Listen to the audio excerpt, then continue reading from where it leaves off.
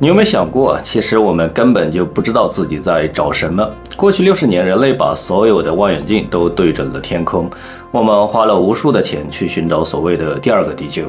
我们觉得只要找到一颗行星，距离恒星不太远的话，也不太近，表面有液态的水，那里的话就有可能有生命。我们管这个叫做宜居带。听起来非常的合理啊，但是如果我告诉你这个概念的话，很可能只是某种幸存者偏差。如果那个必须要有阳光，要有适宜的温度，要有岩石表面的条件，根本就不是生命必要的一个条件，而只是我们地球人类的一个惯性思维呢。有些东西我们一直没敢大声的说出来，因为一旦的说出来，它可能会推翻我们对外星人的所有想象。想一想，如果在宇宙的绝大多数的地方，生命根本就不需要阳光。如果生命根本就不需要生活在行星的表面，甚至呢，如果生命连星球这个载体其实也不一定需要呢。这听起来好像不太现实但其实这个想法的话，是基于我们目前已知的一个物理法则推导出来的一个打破人类认知的一个可能性。如果你听懂了这些你会发现科幻电影都拍错了。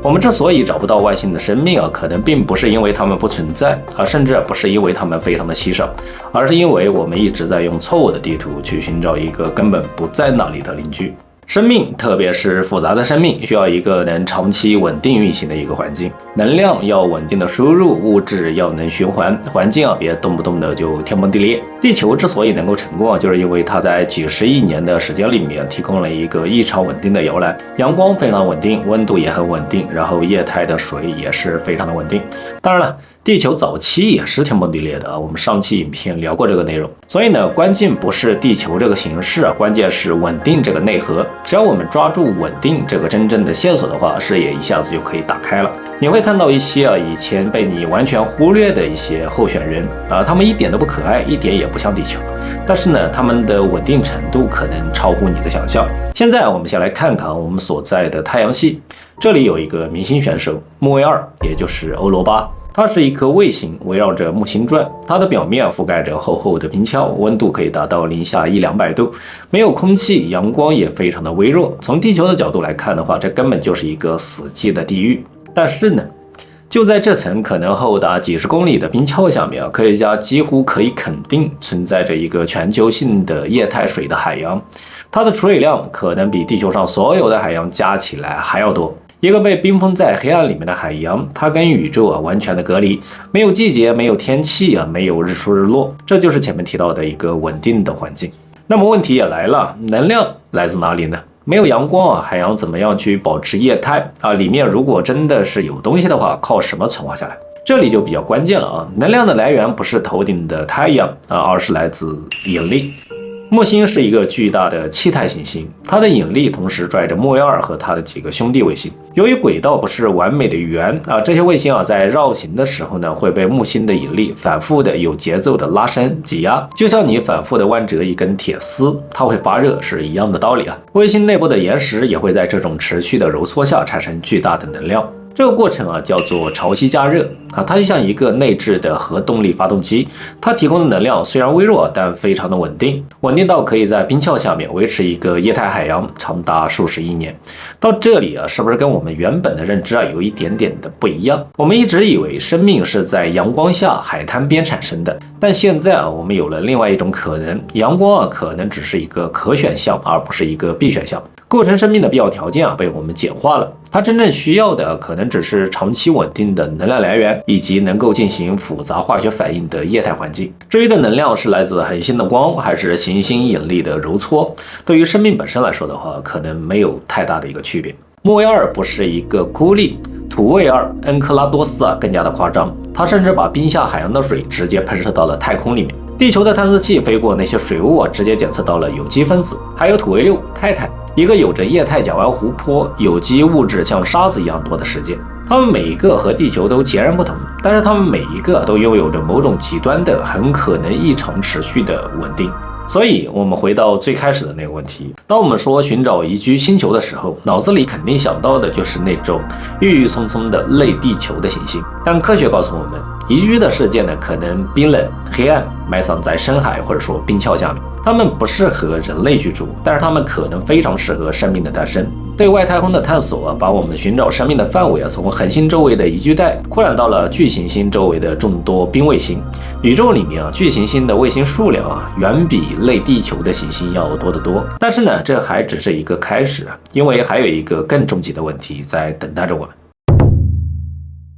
如果生命依赖的不是恒星，而是内部能量和封闭的一个稳定环境，那么一个终极的问题就出现了：生命为什么一定要待在某个恒星的行星系统里面呢？按照我们的传统思维脱离了恒星系的一个星球就是冰冷、孤独、孤寂的流浪石头。这个问题还是跟稳定是有关的。首先，宇宙里面存在着大量的自由漂浮的行星，它们不围绕任何行星运行，就像宇宙里面的流浪者，比如奥莫莫、鲍里索夫、阿特拉斯。以前我们认为它们的数量非常的少，但现在观测发现呢，它们的数量可能多到惊人，甚至可能超过恒星的数量。它们是怎么来的？可能是被原来的恒星系统给甩出来的也可能是自己单独形成的，这个不重要。重要的是，这样一颗漂流在黑暗星际空间里的行星它的内部会是冰冷的死寂吗？不一定，对吧？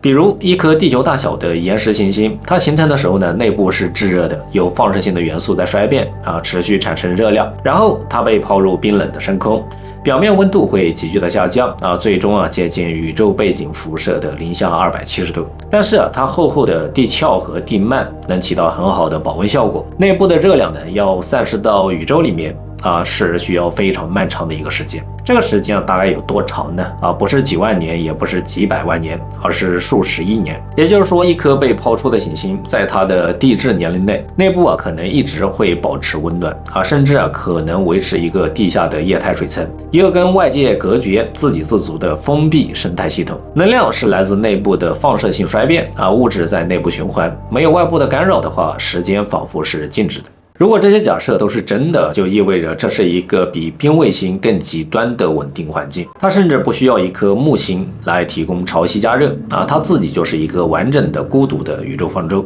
那么理论上，这些宇宙方舟上面有没有可能去诞生生命呢？可能有很多人会想没有能量的输入，系统总会耗尽走向热寂。对，从宇宙的一个终极尺度上来看的话是这样的但是生命需要的它不是永恒它需要的是一个足够长的稳定的时间窗口来进行启动和演化。几十亿年的时间对于地球生命来说的话是完全够的。我们以前一直认为宇宙的黑暗和寒冷就等于死亡，但对于一个内部有热源、外部有隔热层的系统来说，黑暗和寒冷的话是它保持稳定的最大优势。外界的动荡跟它没有任何的关系。恒星爆炸、小行星撞击星系的碰撞，只要不直接击中它内部的小宇宙就可以稳定的演化生命。而且这样的漂流世界可能是宇宙中最安全、最长寿的生命庇护所。在恒星周围，行星会面临着很多的危险恒星要演化，轨道不稳定星际物质各种冲击。而在星际空间，除了寒冷和黑暗反而可能是最平静的一个环境。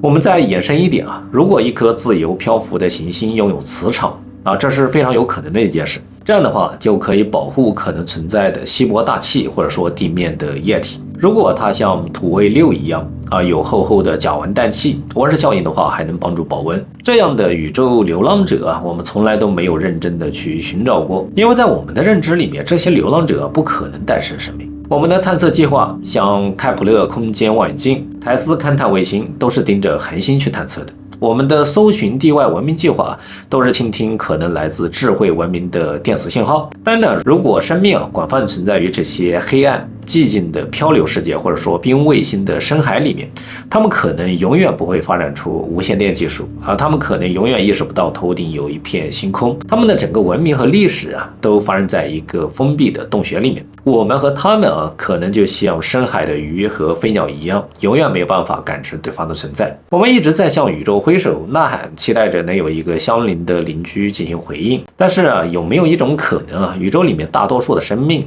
活在跟地球不一样的另外一个维度里面，一个我们从技术上看不到、从逻辑上想不到的一个维度？那么宇宙流浪者这种假说在科学上成立吗？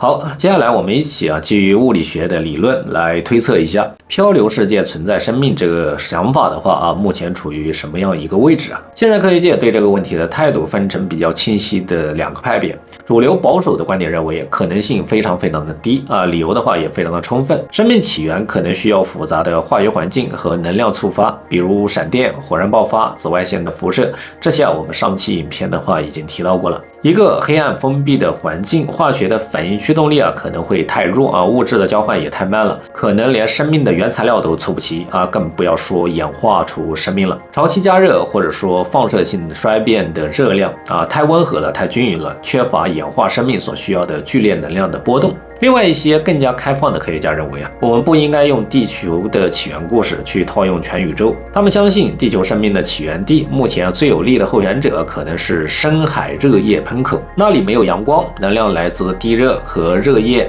与海水的化学差，这是一个黑暗高压化学驱动的一个环境。如果地球生命能在这里起步的话，为什么其他的世界的黑暗海洋里面不行呢？至于能量温和，这反而是一种优势。剧烈的能量波动比如紫外线小行星撞击对于早期脆弱的生命分子的话是致命的。一个温和、稳定、持续数十亿年的能量输入，可能才是生命进行化学演化的最佳温床。他们的核心论点是我们只知道一种生命起源的路径，但是呢，我们不能排除其他路径的存在可能性也就是说我们没有观测到不等于不可能。那么关键的问题来了，内部热量怎么可以持续那么长的时间这里面就涉及到两个核心的物理机制。第一个叫做放射性衰变，像铀、土、钾这些元素它们的原子核非常的不稳定，会自发的衰变，释放出热量。这个过程非常的缓慢，半衰期长达数亿到数十亿年。它们就像埋藏在地球内部的持续燃烧的煤炭一样。一颗行星只要含有足够多的这类元素的话，它就有一台可以运行数十亿年的核能发电机。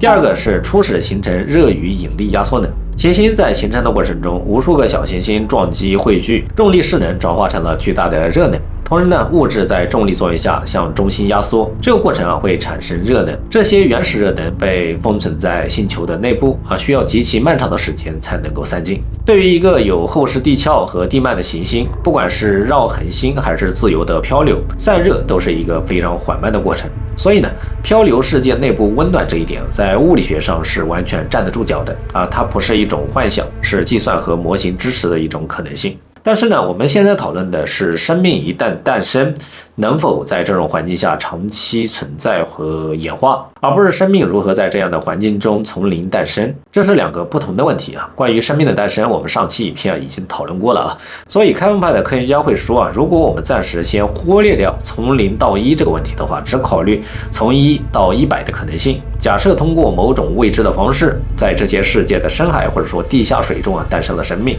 那么他们拥有一个近乎完美的长期稳定的生存环境这种可能性的话是很大的。而保守派的科学家可能会坚持我们先通过从0到1这个难关再说。这就是很多科学的问题研究没有进展的一个原因被卡住了。最后回到我们自己的身上这一切对于我们来说的话，它意味着什么？过去几十年里面，我们对地外生命的探索就像在森林里面找一棵特定的松树。我们手里拿着照片，结果找遍了森林，一无所获。但现在有人告诉我们生命不一定是一棵松树，它可能是一株苔藓，趴在地上，不需要那么多的阳光；它可能是一丛蘑菇，长在腐烂的木头里面，活在另外一个生态循环里面。它甚至可能是一种我们完全没有见过的生物形态以我们现在无法理解的方式存活着。我们可能找错了目标我们的望远镜，我们的探索任务，我们所有的想象都被类地球这个框架给锁死了。影片开头我说我们可能用错了地图，现在大家应该是可以理解了